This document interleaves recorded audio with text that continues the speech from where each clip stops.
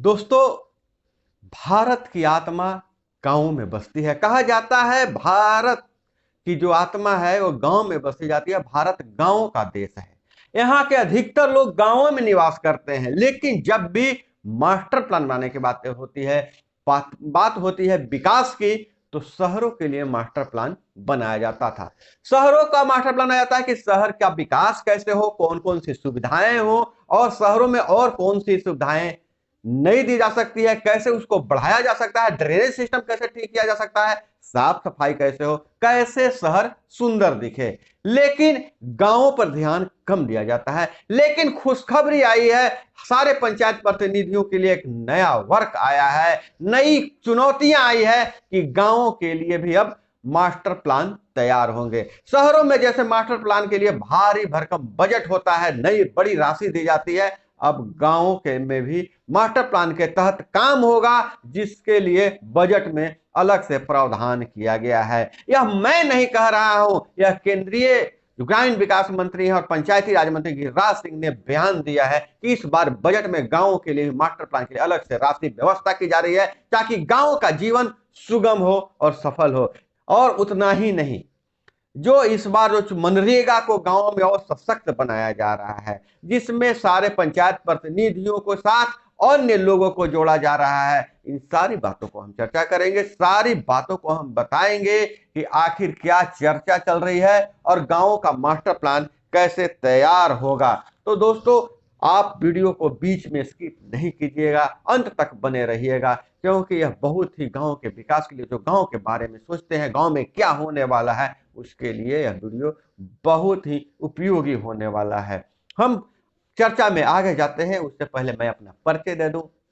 नाम है मेरा अभय कुमार। आप एक आवश्यक सूचना आप लोगों के लिए है कि मगध संवाद की दूसरी चैनल दैनिक तंत्र, जिस पर आप तमाम पंचायत प्रतिनिधियों के लिए एक ट्रेनिंग, एक कोर्स, तमाम योजनाओं की जानकारी, तमाम आने वाले राशि, आए हुए राशि, तमाम चीज़ों की जानकारी एक कोर्स की तरह दिया जाएगा।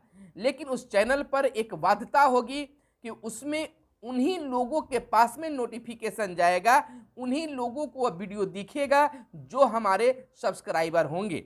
यानी कि आप दैनिक तंत्र को जाकर अभी सब्सक्राइब कर लीजिए और शीघ्रता के साथ हम उसमें उस कार्यक्रम को हम प्रारंभ कर सकें। डिस्क्रिप्शन में उसका लिंक भी दे दिया जा रहा है, आप नीचे की ओर जाएं, और नहीं तो आप दैनिक तंत्र हिंदी या अंग्रेजी में लिख सकते हैं और लिखकर आप जाकर वहां पर चैनल को सब्सक्राइब कर लीजिए। हालांकि वहां पर अभी कुछ वीडियो डाले गए हैं जो आपको प्रतिदिन का न्यूज है, लेकिन उस पर आगे की हमारी प्लानिंग सारी सेट हो गई है। वहां पर आपको विशेष रूप से आपको ट्रेनिंग की तरह आपको सारे योजनाओं को बताया जाएगा। तो निश्चित तौर पर हमें उम्मीद है कि आपको अगर जानकारी चाहिए तो हमारे दैनिक तंत्र चैनल को जाकर सब्सक्राइब कर सकते हैं, और नहीं तो आप फ्री हैं तो आपको विशेष जानकारी चाहिए तो वहां सब्सक्राइब कर ले। वहां हमारे विशेषज्ञों के द्वारा आपको तमाम योजनाओं की जानकारी दी जाएगी। तो चैनल को सब्सक्राइब कर लीजिए। चलिए, में हमारा चल रहा है गांव की सरकार कैसी होगी,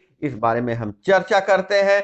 तो पहले यह देखते हैं मामला क्या है। पंचायतों के लिए बनेगा मास्टर प्लान। पंचायती राज मंत्री, केंद्रीय ग्रामीण विकास और पंचायती राज मंत्री गिरिराज सिंह ने कहा कि बजट में पंचायतों का भी मास्टर प्लान बनाने के लिए कहा गया है।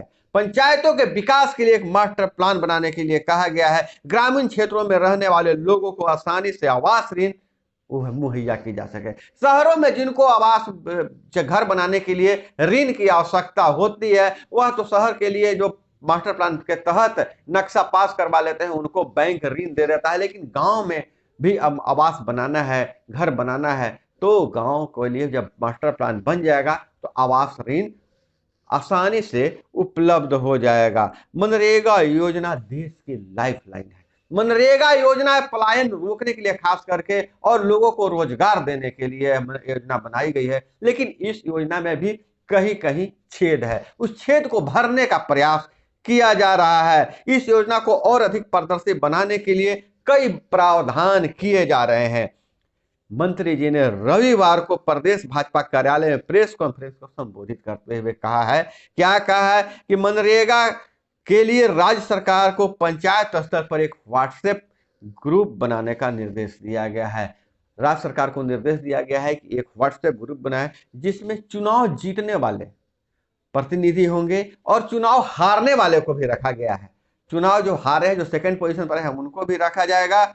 हारने वाले मुखिया जी, एमएलए, उस इलाके के विधायक, एमपी और जीविका दीदी को रखा जाएगा। सुन लीजिए, उस ग्रुप में एमएलए भी होंगे और एमपी साहब भी होंगे और मुखिया जी होंगे। तो सारे जनप्रतिनिधि एक साथ जुड़ेंगे, एक साथ प्लान करेंगे और मुखिया जी को अपने इलाके में किसी समस्या का बताना होगा तो डायरेक्ट आप अपने इलाके के एमपी महोदय को, इलाके के विधायक जी को आप उसी ग्रुप के माध्यम से बता देंगे, क्योंकि कहीं ना कहीं प्रतिनिधि एक साथ जमा होंगे। और जीविका दीदी को बहुत बड़ी जिम्मेवारी दी गई है, जीविका दीदी भी उस ग्रुप में शामिल रहेगी।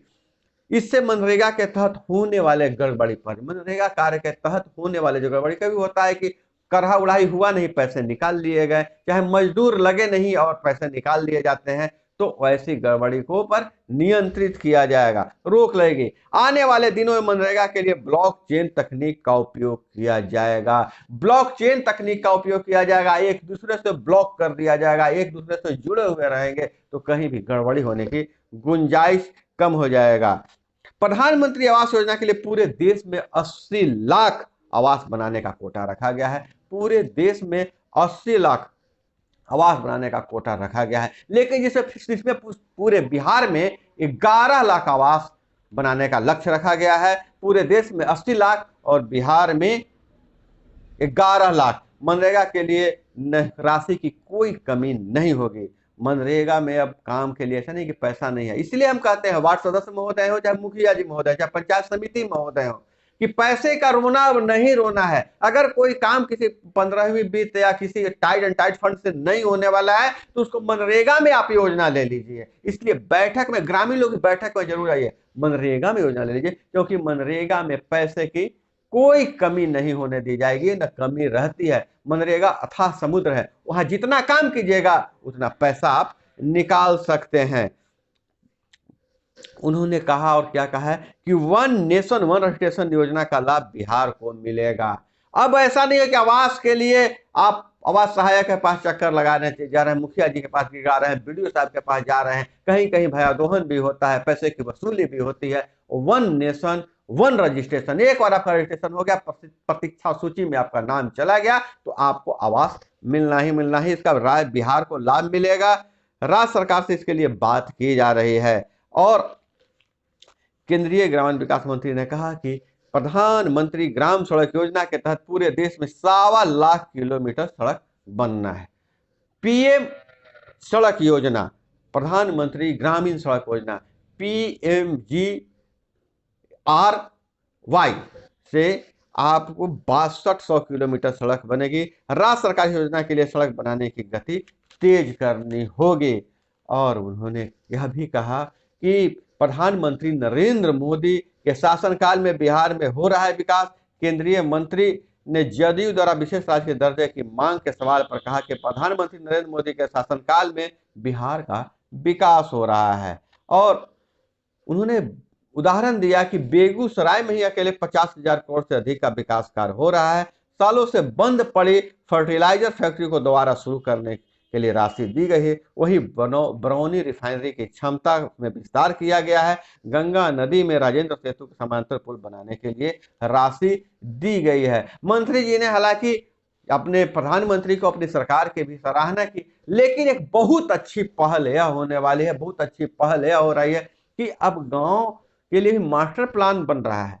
कहा, हम लोग चर्चा करते थे कि जो नीतियां शहर के लिए बनती है, शहरों के विकास के लिए जो नीति बनती है, तो गांवों के विकास के लिए क्यों नहीं नीति बन सकती है? अलग से उसका मास्टर प्लान क्यों नहीं बनाया? एक मतलब उसको कहा जाए कि बसाया हुआ एक सिस्टम के साथ गांव का विकास क्यों नहीं किया जाए? तो देखते हैं गांव में क्या है कि जहां मन हुआ इस बार योजना पास कर दिए तो इधर से नली निकाल दिए, उस बार योजना पास किए तो उधर से निकाल दिए, वहां तालाब खोदवा दिए, फिर समतलीकरण की बात आई तो समतल करवा दिए। नहीं, जो भी एक प्लान से होना चाहिए। मास्टर प्लान जब होगा तो ये होगा कि बिजली की लाइन, बिजली की पोल किस ओर से जाएगी, वाटर सप्लाई की लाइन कैसे जाएगी और इंटरनेट की सुविधा कैसे होगी, इस पूरी तरह से एक प्लान के तहत गांवों का विकास किया जाएगा तो वास्तव में भारत स्वच्छ होगा, सुंदर होगा और गांव भी स्मार्ट बन जाएंगे। स्मार्ट गांव बनाने के लिए गांव और शहरों के संपर्क जो दूरी है मिटने वाली है और ज्यादातर लोग अब गांव में रहना पसंद कर रहे हैं। गांव में सुविधाएं अगर बढ़ाई जाएगी तो शहरों पर जो बोझ है,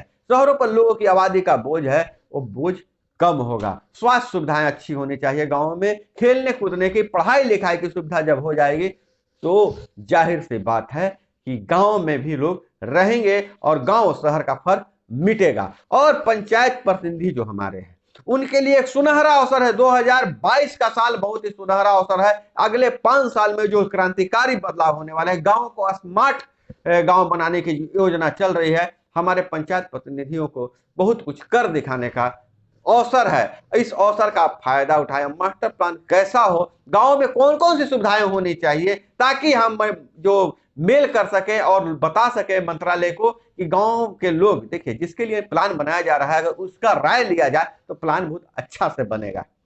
तो आप लोग कमेंट में बताइएगा कि गांव में सिस्टम से कौन कौन सा सिस्टम से मैं उदाहरण देना चाहता हूं कि अगर आप यह बताइए कि गांव में एक बड़ा नाला हो और सभी छोटे नाले को उस नाले में गिराया जाए, इससे गांव में इधर उधर जो जल विवाद होता है कि पानी मेरा खेत में गिरा दिया, इधर गिरा दिया, उधर गिरा दिया, विवाद नहीं होंगे। तो इसलिए इस तरह से भी कुछ मांग किया जा सकता है। आपके मन में क्या आइडिया है, कैसे मास्टर प्लान बनाया जाए गांव का, कैसे गांव का विकास हो, कैसे गांव को सुंदर बनाया जाए, कमेंट में जरूर लिखिएगा। 4 से 5 लाइन में, 10 लाइन में जरूर बताइएगा कि आपके मन में क्या आइडिया है गांव के मास्टर प्लान के लिए, गांव को सुंदर बनाने के लिए। तो दोस्तों इस एपिसोड में, इस खबर में बस इतना ही। इसी तरह से खबरों के लिए जुड़े रहिए हमारे साथ। मिलते हैं अगले वीडियो में। जय हिंद, वंदे मातरम।